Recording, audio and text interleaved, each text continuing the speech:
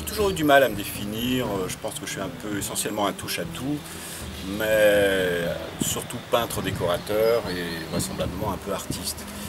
Donc j'ai 25 ans d'expérience dans la peinture décorative, notamment surtout dans le milieu haut de gamme. Voilà, j'ai décoré des châteaux, grands hôtels, beaucoup d'appartements privés, luxueux. Et puis petit à petit j'ai eu envie de sortir, même si c'est toujours sur les murs, de peindre les murs et faire un acte créateur un peu dans l'extérieur, même dans le tissu social. Donc mon principe c'est d'agir là où je suis, de sortir de l'atelier et donc de commencer à œuvrer un peu sur la ville, à monter des projets petit à petit. Donc, voilà. En l'occurrence celui-ci, j'ai été chercher un thème, une certaine légende dans l'histoire de la ville. D'ailleurs je suis très heureux de la mettre sur les murs et de la faire connaître à tout le monde.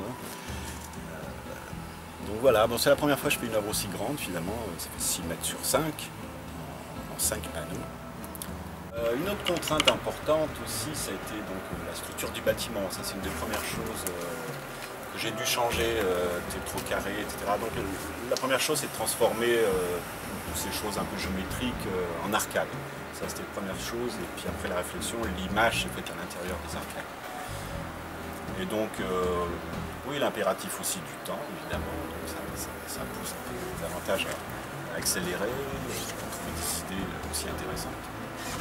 J'aime travailler comme ça, avec des challenges. Donc dans ces couleurs,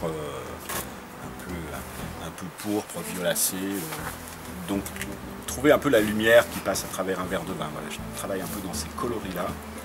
Et passer un peu de quelque chose de décoratif à une petite connotation quand même artistique, un peu pour dénoter et puis rester un peu dans l'esprit dans lequel je travaille.